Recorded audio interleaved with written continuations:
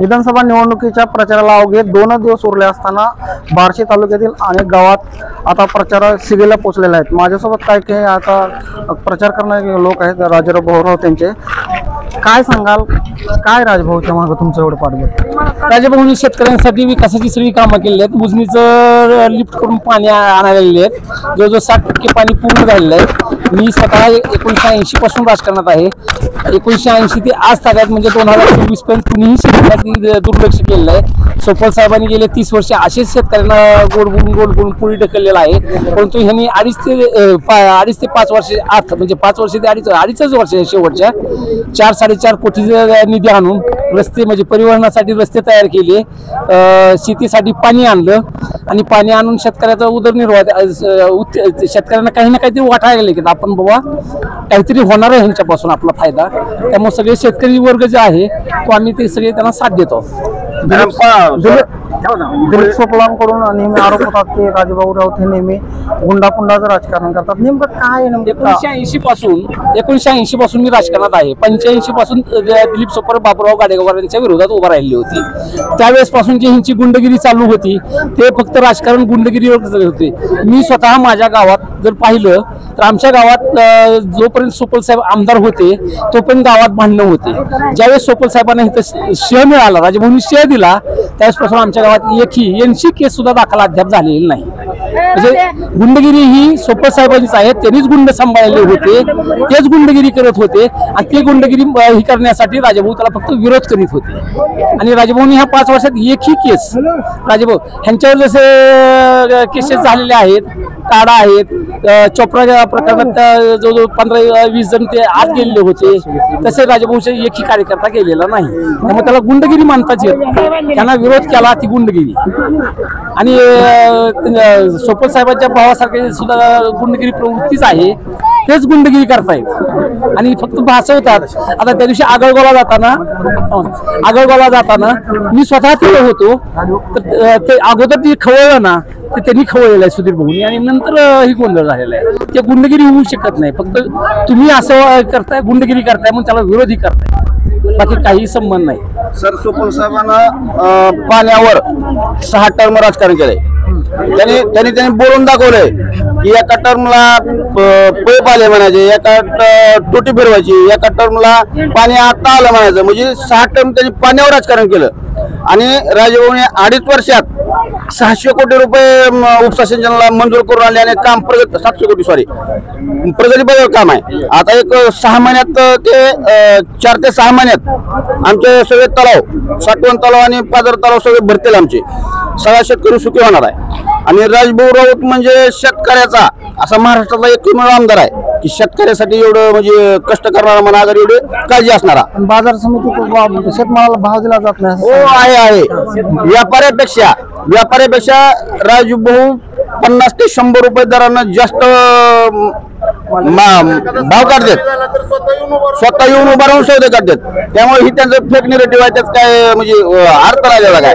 दुसरी गोष्ट, कांदा मार्केट उभा केलं राजभाऊने। महाराष्ट्रातलं पहिलं कांदा मार्केट असं आहे, सोलापूरच्या खालोखाल अख्ख्या महाराष्ट्रातला जवळजवळ इकडं मराठवाड्याचा सगळा कांदा येतो, इकडं 1 नंबर मार्केट चालतं। सगळ्या मुलांना काम दिलं, मिल ऑइल मिल दर्शन ऑइल मिल चालू केली, सपोर्ट करून गांधीला सपोर्ट करून चालू केली। आता 3 ते 4 हजार मुलं कामाला आहेत, 2 MIDC प्रगतीपथावर आहेत।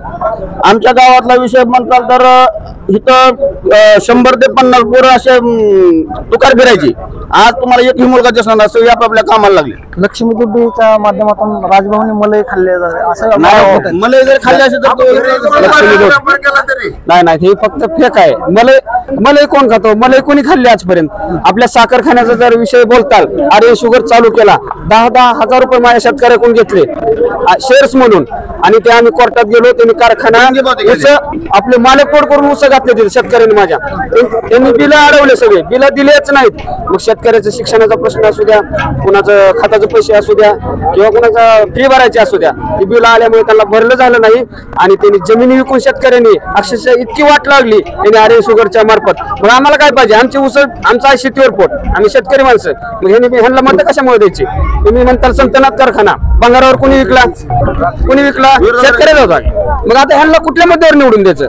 हे मराठा आरक्षणाचा ह्यांनी मुद्दाम यांच्या राजभावावर टाकण्याचा प्रयत्न केला. ती कधी रस्त्यावर आले का मराठा आरक्षणासाठी? त्यांनी बाकीच्याला बसवायचं आरक्षणाला आणि त्यांना म्हणायचं द्या मला पाठिंबा, आणि ह्यांना म्हणायचं ह्याने आरक्षणासाठी काय केलंय? पण ह्यांनी काय केलंय आरक्षणासाठी स्वतः आणि शेतकऱ्यासाठी काय केलंय? तीन मिल होते आपल्या राजन मिल, कुठल्या मिल? सुतगिरण्या. ती बंगारात विकल्या 3 मिल. किती रोजगार झाले असते, चालू ठेवले असते? किती कामगार उपाशी मेले? मग ह्यांनी सांगावं ना स्वतः काय केलंय 35 वर्षात? 35 वर्षात तुम्ही काय केलंय? आणि राजभाऊने 2.5-5 वर्षात काय केलंय तुम्ही ह्यांनी सांगितलं, पण त्यांनी काय केलं हा प्रश्न त्यांना आहे माझा. तुम्ही बंगारात आमचा कारखाना विकला, आर्य शुगर चालू केला, पैसे आमचे 10,000 रुपये डापले म्हणतो मी, चोरी केली आणि त्याच्यावर लिहिलं देणगी पावती. कोर्टात बी गेलं का ते 10,000 मिळत नाहीत, आणि त्याच्यावर बरोबर कायदेशीर देणगी नाव टाकलं, 10,000 रुपये डापले आमचे. ते पैसे कोणी द्यायचे? शेतकऱ्याच्या ऊसाची बिलं मिळत नाही, शेतकरी आरोप करत आहेत. काय नेमकं राजकारण आहे? अहो, आमच्या शेतावर कर्ज काढून तुम्ही तुमचा शेअर्स कट केला कारखान्याचा, आणि त्याच्यावर तुम्ही आम्हाला न माहित होता तुम्ही देणगी पावती म्हणून त्याच्यावर नाव टाकलं. पहिलं संतनात बंद पाडला, संतनाचं वाटोळं केलं, परत आयर्न काढला, आर्यन कारखान्याने एकाची बिलं दिली नाहीत. त्याच्यामुळं जी बी बिलं मागायला गेली त्यांना आरेरावीची भाषा, शिबिगाळ, तुम्ही कुठल्याही गोष्टीचं तुम्ही काय करता काय जगाला समजत नाही का? आणि कुठल्याही गोष्टीचं कसलाही विकास 35 वर्षात काही केला नाही, फक्त गावागावात बांधणं आणि प्रत्येकाचं वाटलं.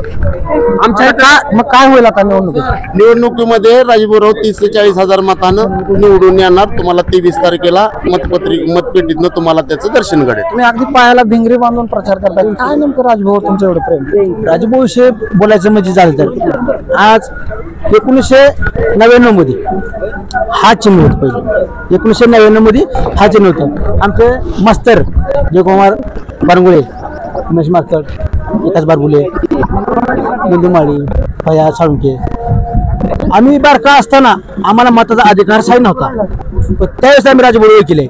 आणि गेल्या 2 महिन्याखाली ह्या गावामध्ये राजभाऊन भेट दिली. राजभाऊंनी तेवढंच म्हणलं की भाऊ एक आमचं काम नडतंय. काय म्हणलं, काय नडतं तुमचं काम पोरांना सांगा.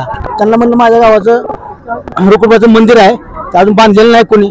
आणि जेवढ्या वेळेस सुपर साहेब आले गावामध्ये तेवढ्या वेळेस सांगितलंय हे मंदिर बांधायचंय, हे मंदिर बांधायचंय.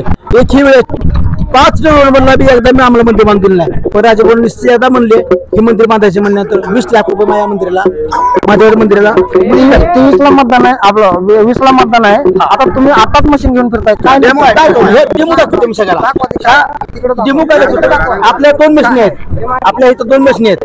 1 नंबरची मशीन आहे तिथं, 2 नंबरची मशीन, 1 नंबरच्या मशीनला 3 नंबरचं बटन राजभाऊचं आहे. असं सगळ्या महिला मंडळाला कळत नाही काय हे बटन दाबायचं आपल्याला, आणि जोपर्यंत ह्याचा टीव्ही संपत नाही तोपर्यंत वाजवायचं आपल्याला.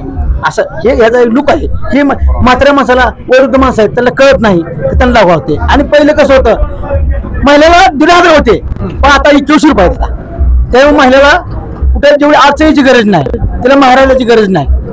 पहिले भावाला यायचं, भावाला पैसे मागायचं, भावानं सांगायचं उद्या येतो, पण तसं नाही. आता खंबीरपणे नेतृत्व उभं आहे.